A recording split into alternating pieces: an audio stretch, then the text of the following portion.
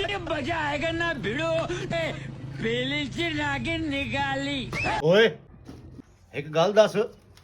6 ਮਹੀਨੇ ਤੋਂ ਤੈਨੂੰ ਮੈਂ ਵੇਖਦਾ ਪਿਆ ਦੁਕਾਨ 'ਚ ਤੂੰ ਬੈਠਾ ਹੋਇਆ ਤੈਨੂੰ ਕੋਈ ਹੋਰ ਕੰਮ ਕੋਈ ਨਹੀਂ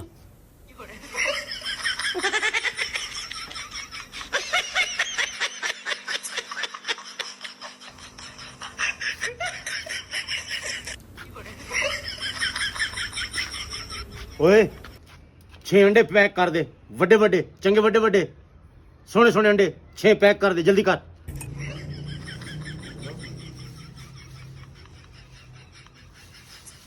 ਓ ਭਾਈ ਵੱਡੇ ਵੱਡੇ ਪਾ ਨਾ ਵੱਡੇ ਵੱਡੇ ਓ ਭਾਈ ਨਿੱਕੇ ਵੱਡੇ ਸਾਰੇ ਮਿਕਸ ਹਨ ਵੱਡੇ ਕਿਉਂ ਨਾ ਦੇ ਸਕਦਾ ਤੂੰ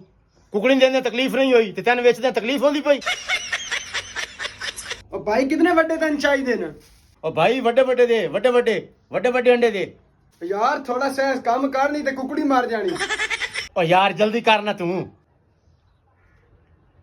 ਓਕੇ ਹਿਸਾਬ ਕਿਤਾਬ ਤੇ ਲੱਗ ਗਿਆ ਮੈਂ ਤੋਂ ਪੁੱਛ ਮੈਂ ਰਿਆਜ਼ ਵਿੱਚ ਬੜਾ ਤੇਜ਼ ਹੁੰਦਾ ਸੀ 60 38 ਕਿਤਨੇ ਹੁੰਦੇ ਨੇ 150 ਗਲਤ ਜਵਾਬ ਹੈ ਤੇਰਾ ਤੇਜ਼ ਤਾਂ ਹੈ ਹੀ ਨਾ